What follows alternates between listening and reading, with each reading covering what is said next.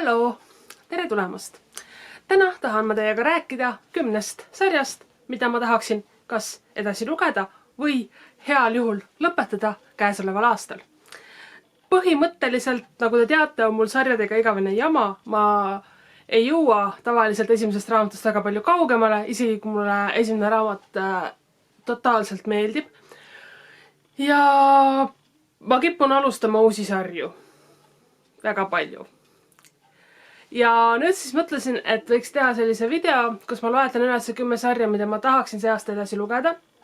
Ja siinkohal ma ütleks ära sellised pisiasjad, ma ei tea, palju neid tuleb, aga esiteks videod selle kohta, mis sarju ma tahan see aasta alustada, ei tule, sest et see tuleb iseenesest. Ma alustan niikuinii mingeid sarju. Ma ei suuda ennast tagasi hoida, ma ei saa endale piiri panna, nii et see juhtub. Teiseks, nende sarjade kohta, mis ma praegu teile nüüd ette näitan. Ma ei plaani seda videot aasta lõpus üle vaadata ja teha kokkuvõtteid, mis mul on laetud, mis mul on lugemata. Sest et, nagu ma juba mõni hetk tagasi alles ütlesin, mul on sarjadega jama, ma ei suuda edasi lugeda. See on pigem minu selline nimekiri raamatusarjades, mida ma tahaksin jätkata või lõpetada ideaalmaailmas, kus ma olen suuteline seda hästi ja nagu reaalselt tegema. Ma olen selline, nagu ma olen ja ma tean iseennast. On väga tõenäoline, et need sarjad, mis ma teile nüüd kohe hetke pärast ette näitan, on täpselt samas seisus selle aasta lõpus, nagu nad olid möödunud aasta lõpus ja mõne puhul isegi ülemöödunud ja ülemöödunud aasta lõpus. Nii juba kord on. Ja 3. punkti vist ei tule. Aga jah, et vaatame siis, mis ma olen endale kokku haaranud. Enamus neid sarju on need sarjad, mis mul on kodus olemas. Et raamatukogust ma olen kindlasti võtnud asju, mis on mul pooleli. See võib-olla olekski siis nagu 3. punkt. Aga läheme siis esimese raamatu juurde. Ja selleks raamatuks on Robert Jordani Ajaratas. Ehk Eye of the World esimene raamat, mida ma lugesin eelmine aasta ja mis on mu selliseks mustaks plekiks eelmise aasta lugemise kokkuvõtetes. Aga jah, raamat on mul täitsa olemas. Mul on olemas selle sarja kõik raamatud kuni 13. 14. raamat on ka. Neid mul ei ole. Nagu öeldud, autoriks siis Robert Jordan. Eesti keeles on ilmunud ainult esimene raamat. Kes teab, nüüd kui tuli sari, kas ilmub juurde neid või jätakse uuesti välja. Ei oska selle koha pealt mitte midagi öelda. Igatahes siin kusagil peaks olema ka eestikeelse raamatu kaanepilt. Ma jõudsin eelmisel aastal nii kaugele, ma arvan, et ma jätkan siin samast, mul on vist enam vähem meeles ja ma olen natukene sarjaga vaadanud umbes nii kaugele, kuni mul raamat loetud sai. Ja nagu öeldud, must plekk minu eelmise aasta nimekirjas. Ma tahtsin selle ära lõpetada, ma tahtsin terve sarja ära lõpetada, ma tahtsin igast kuus lugeda ühe raamatu ja siis natukene oleks jäänud ka sellesse aastasse. Aga läks nagu ikka. Tulid teised asjad vahele ja see jäi kõrvale. Aga ma ikkagi loodan, et nagu kui on üle 200 lehekülje juba raamatust loetud, siis võiks ikkagi ära lõpetada. Ja asi ei ole isegi selles, et see raamat mulle ei meeldiks, see mulle meeldis piisavalt, et seda nagu edasi lugeda ja ma tahan seda edasi lugeda, aga nii lihtsalt läks. Ühesõnaga Robert Jordani Wheel of Time'i sari. 11 raamatut on siis kirjutatud puhtalt Robert Jordani poolt ja 12. 14. oli siis Brandon Sanderson ka asjasse segatud, kelle mõne sarja võiksime ka nüüd ära lõpetada, kui päris aus olla. Aga siia nimekirja Brandon Sanderson hetkel ei tulnud. Aga ma arvan, et ta hiilib niikuinii selle aasta jooksul kuidagi moodi mulle lugemisnimekirja ikkagi. Teine raamat on Scott Lynch'i The Lies of Locke Lamora, mis on ka must plekk minu eelmise aasta lugemisnimekirjas. Ma arvan, et samasugune must plekk on see ka Tinnul. Tere Tinnu! Me nimelt tegime padiriidi sellega. Ehk siis lugesime seda koos juppide kaupa, kuna me mõlemad oleme üsna hõivatud muude raamatute lugemisega ja ainult Locke Lamorale ei saa pühenduda, isegi natukeseks ajaks. aga jah, ma jõudsin nii kaugele temaga ja see mulle samuti väga meeldis. Ja see siis peategelaseks on Locke Lamora, kelle selline petturite ja varaste paande püüab siis välja petta natukene varandust mõnelt natukene rikkamalt isikult. Ja siin hüpatakse põhimõtteliselt ajas edasi ja tagasi, räägitakse Locke Lamora lapsepõlvest ja kuidas temast sai see kurikuulus pätikamba liige, juht, eeskuju, õpetaja. Ja see on siis sarja esimene raamat. Sel möödunud aastal, augustis, pidi välja tulema sarja 4. raamat, kokku on planeeritud 10. Ja ma isegi tellisin selle endale ette ära, et mul on olemas, nagu te võisite nüüd fotolt näha, ka 2. ja 3. osa, ma tahtsin 4. osa ka endale osta. Ja siis mulle teatati, et ta tegelikult ilmub alles 2024, mis oli natukene kummaline, siis igal pool mujal näidati, et on 2021 ilmumise aastaks. Ja nüüd, kui ma lõin käega, ma otsustasin, et ma ostan ta siis raamatupoest, kui ta raamatupoodi ilmub. Ja nüüd siis paar päeva tagasi, kui ma uurisin, et mis sellega siis on, tuli välja, et tema uueks ilmumise ajaks on pandud käesoleva aasta juuli minu arust. Kas juuni või juuli, kusagil sinna kanti, ehk siis suvel. Loodame siis, et see aasta ta ikkagi ilmub ära ja ma saan ta endale ära osta ja loodame südamest, et mina loodan, et selleks ajaks mul on vähemalt esimene raamat loetud. Ma ei tea, ma püüan, aga mul tuleb kogu aeg nii palju asju vahele, mida on vaja lugeda ja siis ma tõstan mõned asjad korraks kõrvale ja siis see korraks kasvab alguses nädalaks ja siis kuuks ja mõne raamatu puhul ja ma vaatan konkreetset raamatut selle koha pealt aastateks ja see ei tähenda, et ma ei taha nagu teda lugeda või et ma teda DNF-in ehk jätan pooleli. Ei, seda ma ei tee. Mul on konkreetsed kriteeriumid, miks ma jätan raamatu niimoodi teadlikult pooleli, et teda siis ei loeks. Aga see on nii raske. Eriti kui tõesti on prioriteediga raamatud, näiteks need, mis on raamatukogu omad, mis tuleb tagastada, sest nendel on tähtaeg. Kõige hullem on see, kui lisaks tähtajale tekib raamatule ka järjekord sappa. Mis tähendab, et ma ei saa seda isegi pikendada, ma pean ikkagi tagasi viima nagu õigel ajal. Aga jah, The Lies of Locke Lamora ehk siis teine sari, mis mul see aasta loodetavasti edasi liigub, aga see loodetavasti on väga pehmelt öeldud, eks ju, et te nagu mõistate. 3. sari. Seda ma arvatavasti loen päris korralikult ja päris põhjalikult, sest see läheb kiiresti ja kes on vaadanud minu eelmise aasta videosid, võivad isegi ära arvata. Selles nimekirjas on see ainukene manga, mida ma kavatsen see aasta edasi lugeda ja tegelikult endale ka edasi osta. Loodetavasti selle aasta lõpuks saavad mul kõik 45 volli täis. See sari siis Haikyuu, nagu näete fotol. Ja hetkel olen jõudnud 18. vollini. See on see, mis mul nüüd järgmisena peaks lugemisele tulema ja mis mul olemas on. Kaas on natukene imelik, tundub nagu oleks kribitud. Aga igatahes sari on siis, sari autoriks on Haruichi Furudate ja räägib Karasuno keskkooli poiste võrkpalliklubist ja selle tegemisest.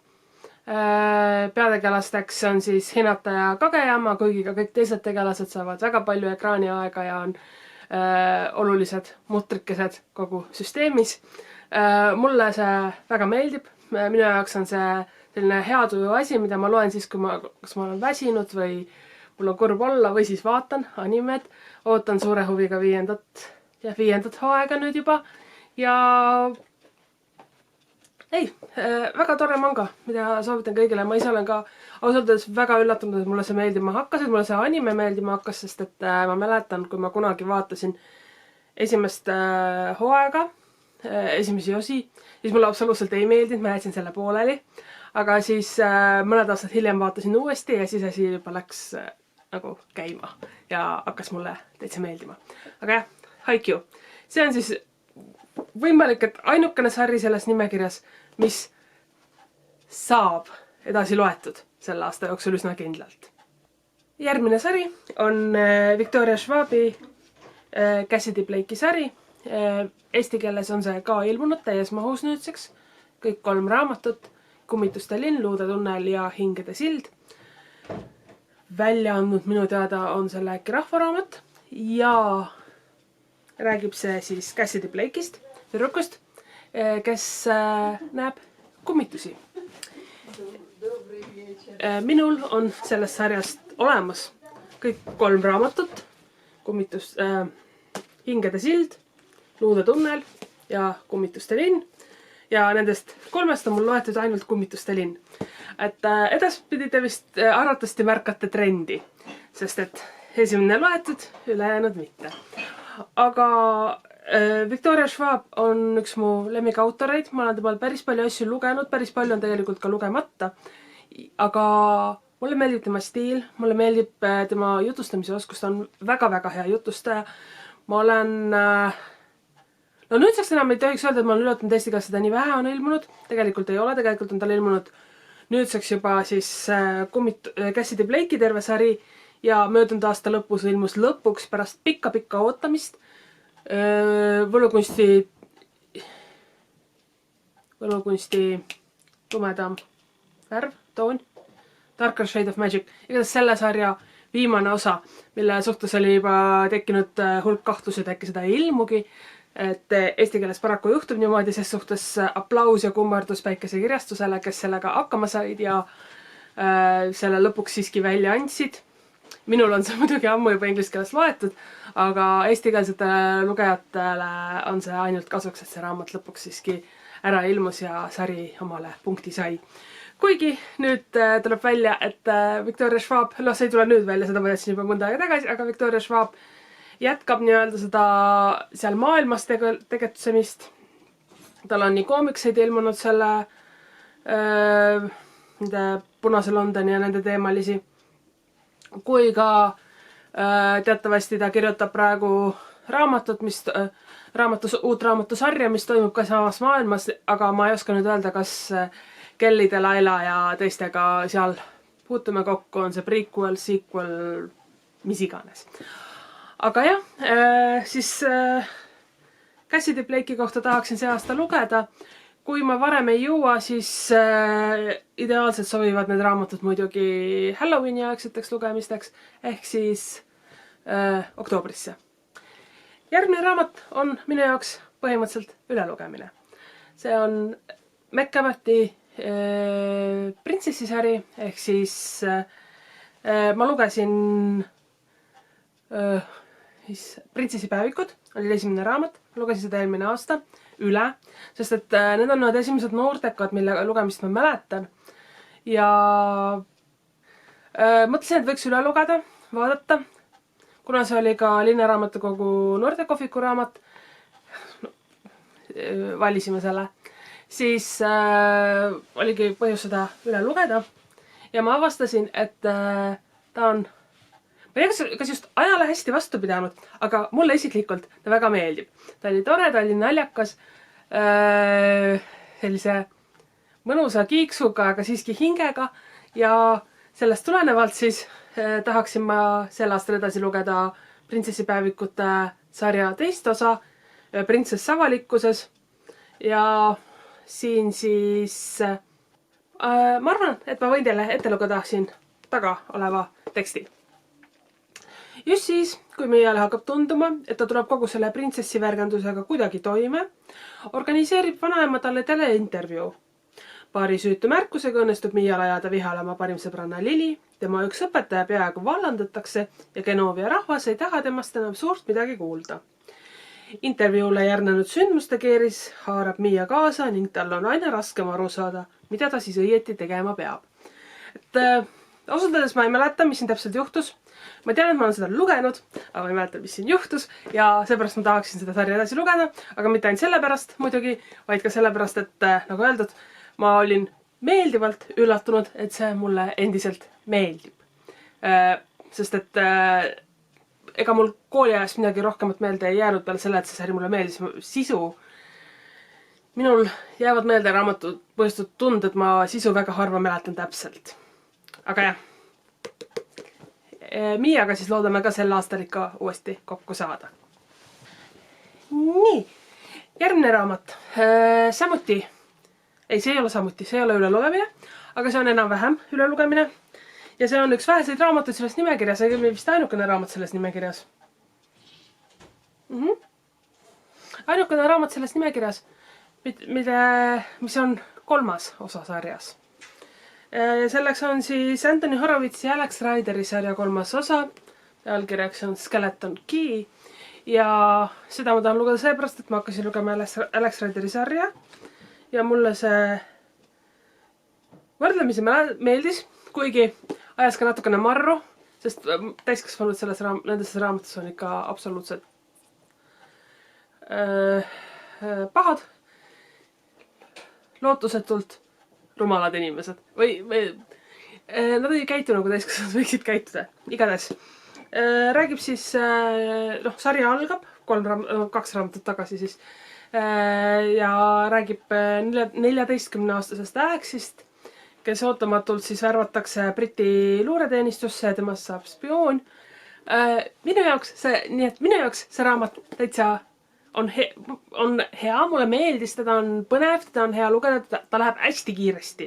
Ses suhtes, kui üldse midagi poistele soovitada, siis midagi selles laadis. Kahjuks eesti keeles on seda minu arust välja antud äkki kas 1 või võib-olla 2 osa, aga kuidagi imeliku järjestusega. Ma panen ekraanile, kui on midagi lisaks sellele 1 hääle. Aga igatahes jõudsin siis selle osaga 3. osani, yes! Selles mul on 2 osa vahetud, aga ma olen hästi õnnelik, et ma saan 3. lugeda. Loodetavasti ma jõuan temani. Aga jah, see on siis 3. sari, mida ma tahaksin jätkata. Vaevalt, et lõpetada, sest neid raamatuid on päris palju, aga jätkata selle aasta jooksul millalgi. Järgmine sari, mida ma tahaksin jätkata, on samuti üks nendest, kus mul on loetud ainult 1 raamat. Eesti keeles seda sarja ilmunud ei ole. Autoriks on Rainbow Rowell ja sarjaks on Simon Snow sari, Carry On, Wayward Sun ja Anyway the Wind Blows.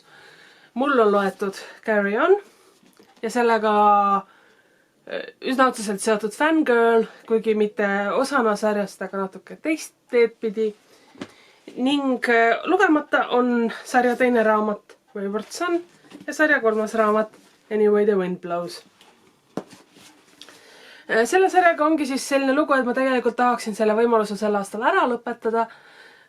See räägib siis Simon Snowst, kes on väljavalitu.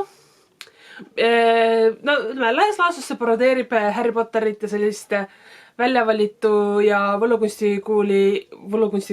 kooli ideed, troopi. Simon Snow on siis väljavalitu, aga ta ei ole selles eriti hea. Ta on kõige halvim väljavalitu üldse, vähemalt enda arvates. Ja ega tema toanaaber Buzz pole ka sellega, vähemalt selle raamatu alguse poole nõus, et Buzz pole just nõus, et Simon on hea väljavalitu. Tema pigem kaldub ka arvama, et ega ta väga hea ei ole. Aga see on selline nunnu ja armas ja seda ma lugesin 2020 kevadel äkki, ehk siis 2 aastat tagasi. Ma enam-vähem mäletan, mis siin oli. Headuse, kurjuse, võitlus ja nii edasi. Natuke romantikat ja selline mõnus lugu. Aga neid 2 ma pole lugenud. Ostsin mõlemad need, kusjuures üsna pea, kui nad ilmusid. Selle isegi viimase tellisin ette. Et see on väga kena kujundusega raamat, aga lugemiseni ma pole jõudnud, nii et loodetavasti jõuan.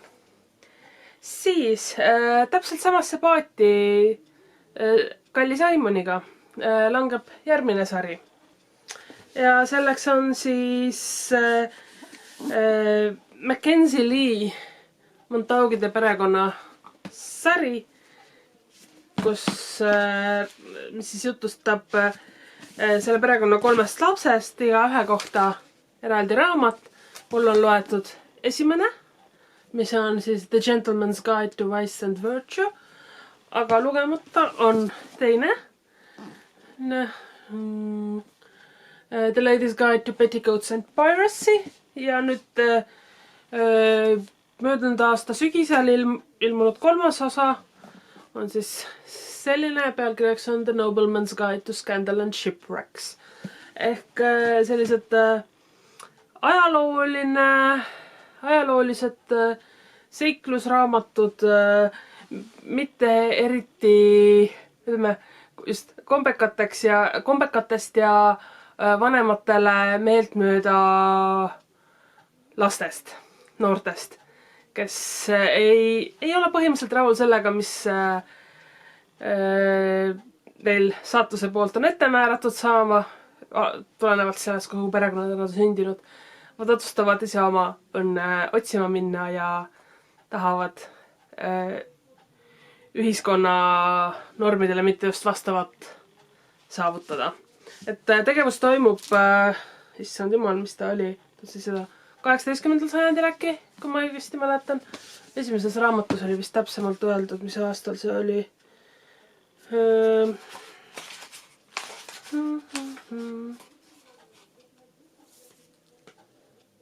Noh, öelge mulle, mis aastal tegevused toimusid.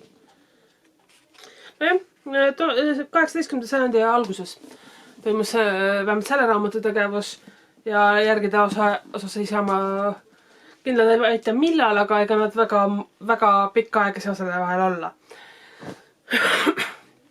Aga jah, põhimõtteliselt selle video teema, ehk siis mul on lugemata 2. ja 3. raamat ja ma tahan seda teha selle aasta jooksul. Et vähemalt teise ma võiksin seda ära lugeda. No, esimene enam-vähem meeles, eks seal oli sekeldusi ja varguses süüdistamisi ja romantikat ka natukene, aga jah. Eelviimane raamat või sari selles nimekirjas on Julie Kagawa Shadow of the Fox. Mul on nad kõik siis olemas siin. Hästi kena sari on, mulle meeldib. Loetud on taaskord ainult esimene ja 2 järgmist on lugemata. Aga selle sarja kohta ma ütleks nii palju, et kui te olete näinud seiklusanimesid, näiteks Inuyashat või siis Dragon Balli, siis väga palju asju on siit tuttavad. Pühad esemed, mille abil kutsuda välja draakon, kes ka täidab sinu soovi. Väga palju sellist animedest tuttavaid elemente ja tegelasi, kellel on näha, et on väga... on üsna selgelt näha, et neil on animest või kusagilt popkultuurist, Jaapani popkultuurist just inspiratsiooni ammutatud. Aga kõik see on nii tore. Seda raamatut oli väga mõnus lugeda ja ma lugesin seda sel hetkel, kui mind tabas absoluutselt kõige jubedam lugejablokk, mis mul on viimastel aastatel olnud. Ma põhimõtteliselt 6 aega ei lugenud mitte midagi. Isegi natukene mitte. Et mul oli 2 aastat tagasi kevadel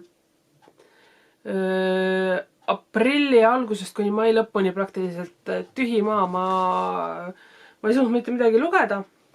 Aga siis selle perioodi lõpupoole ma hakkasin seda lugema ja see läks kiiresti ja oli väga mõnus. Et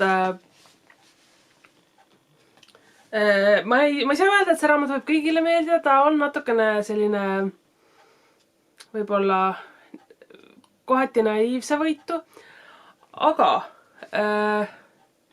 mulle see meeldis ja ega ma muud rohkem ei ütlegi.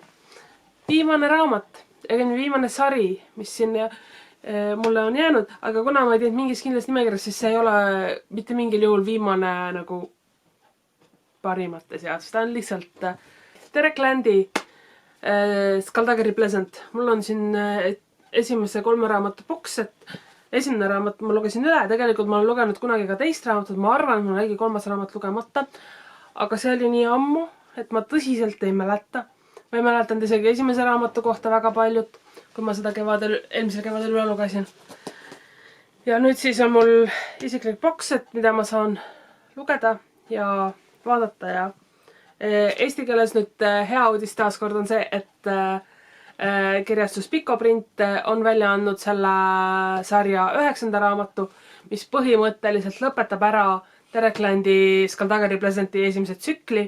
Autor algselt plaanis teha 9 raamatut, kuid siis mõne aja möödudes jätkas kirjutamist, nii et praeguseks on neid raamatuid inglise keeles ilmunud juba 14. Tinnu aita. Tinnu teab, aga igatahes mingi hulk rohkem kui 9. Ja